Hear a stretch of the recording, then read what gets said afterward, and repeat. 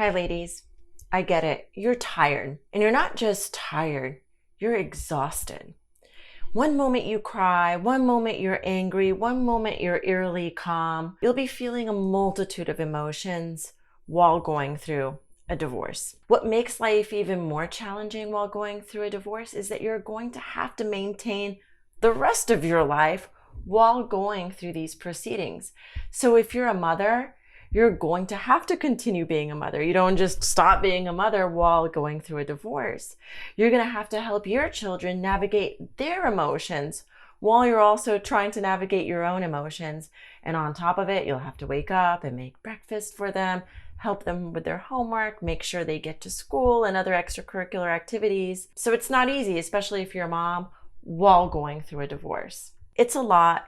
You'll be feeling feelings of overwhelm and maybe even some anxiety and frustration, but don't fret. This is totally normal. You will have to go through these motions.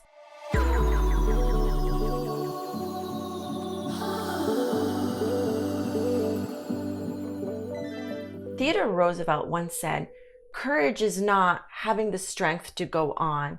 It is going on when you don't have the strength." So how do you keep going on while in the thick of it? How do you wake up every morning and accept the day will be a challenging one? So I'm going to throw you another quote.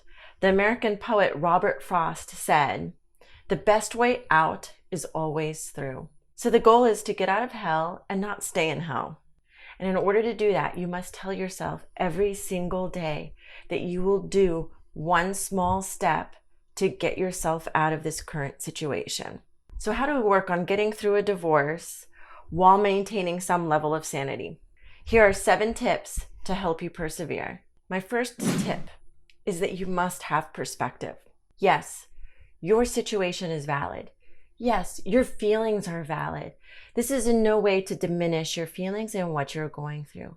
However, you must have perspective that there are people that have larger problems and they have smaller problems than yours. We must also accept that there's a much larger viewpoint that's beyond ourselves, beyond even the people that are within our network, beyond this earth. So to be able to accept that there's a vastness to our existence and beyond is really important. This will hopefully help you get a little bit outside of your head to be able to recognize that Earth is roughly 4.5 billion years old, and you are roughly one of 8 billion people. And we are just inhabitants of one planet out of thousands of planets that goes beyond our solar system and beyond our imagination. I think it's a beautiful thought to think that we're just such a small part of the vastness of this world, out of the vastness of this universe and our overall existence. However, sometimes our minds do trick us and they make us believe that our problems are so epic, they're so huge.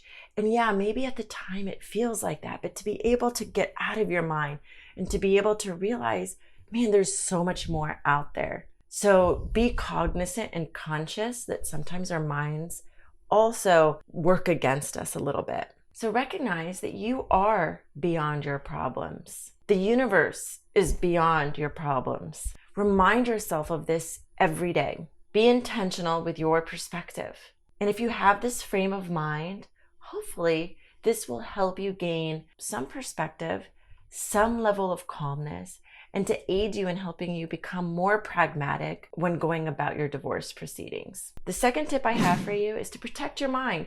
What you will go through while going through a divorce is going to be extremely challenging. So managing your mind should be one of those things that you take great care towards, just like how you would take care of your physical health or the food that you eat or the workouts that you do.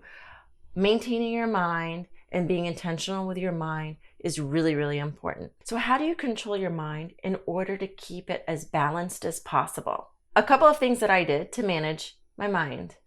Number 1, I downloaded the app Headspace and meditated 15 minutes every single day. It doesn't matter what time of day you do it, so don't hold yourself to too much pressure in terms of, oh, I must do it early in the morning or I must do it right before I go to bed. Do it whenever you can squeeze it in. There were many times where I literally did my meditation while in a parking lot in my car. The point is to just do it. Also, don't judge yourself in terms of whether you did it right or wrong, whether you were thinking thoughts or not thinking thoughts. That's not the point.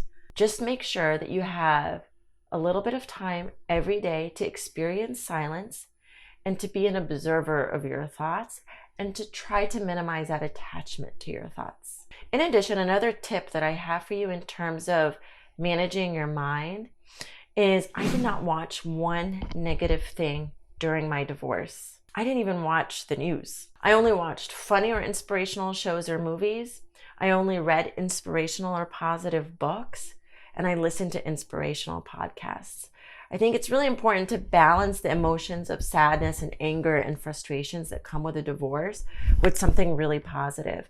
So if you're going to be inundating your brain with what's in the news, you're just going to just truly overwhelm your mind in terms of negative emotions, and you really want to have a balanced mind. So you got to counter all of that with positivity. My third tip is to get really organized with the divorce. The more organized you are, the more intentional you will be, the more powerful you will feel. Create OneDrive folders, spreadsheets, Kanban systems, the works just to manage the divorce. Take notes when you visit with lawyers of key topics that you covered. Write a diary entry of key events that happened so that you can keep track of key milestones along the way and not lose track of them. I'll work on creating a whole video in terms of how to organize for a divorce and share with you some of my spreadsheets, my Kanban board, etc. So look out for that. My fourth tip is to choose one positive friend. It's so important to have that support system. You don't need the world to be there for you. You just need one person who truly cares and who's willing to be positive around you and not bring you down. Ask them for a favor to send you one positive text message every single day for maybe the first month of your divorce proceedings. And if you want, just say, hey, please, I prefer that you don't ask me about how the divorce is going. Just send me something really positive. And you'll be surprised that that one little text message could really change the course of your entire day and your mood. My fifth tip is to choose one volunteering activity. Doing one volunteering activity will help you get out of your head and your problems and to help you empathize with others.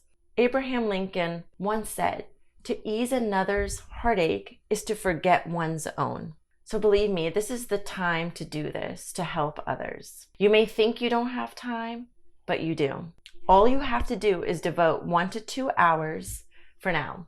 Perhaps it's volunteering at a homeless shelter or at a children's hospital or an orphanage.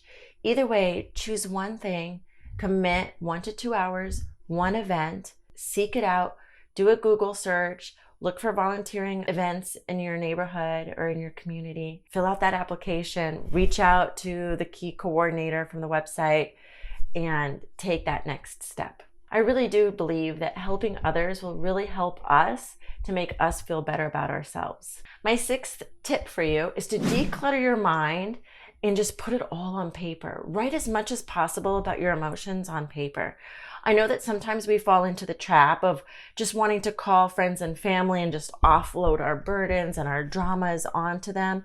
I highly recommend that you do that as sparingly as possible and instead go pen to paper and release those emotions out. Try to minimize the negativity that you expose to your friends and family because you're leaking that over into their lives and you're going to impact their moods, which it's okay to do sometimes.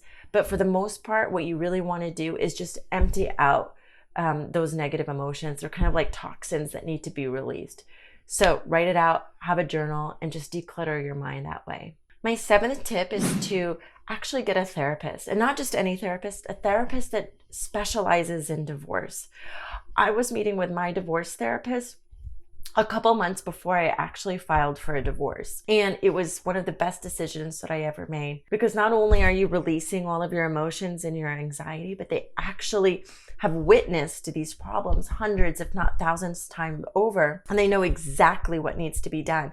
And so they can actually offer you with a tangible toolkit and skill set to help you get through these emotions that are very normal to feel during a divorce. In fact, I would go to her more than anything, my therapist, in terms of advice versus that going to friends and family. If you follow these tips, you'll be in a far better place in terms of how to navigate your life and your divorce.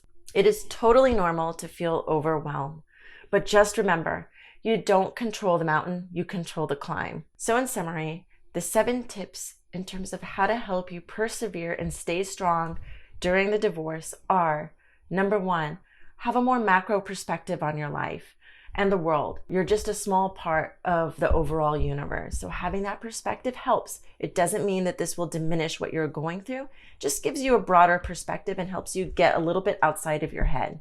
Number 2, protect your mind and try to keep it as positive as possible. Be careful what you feed it.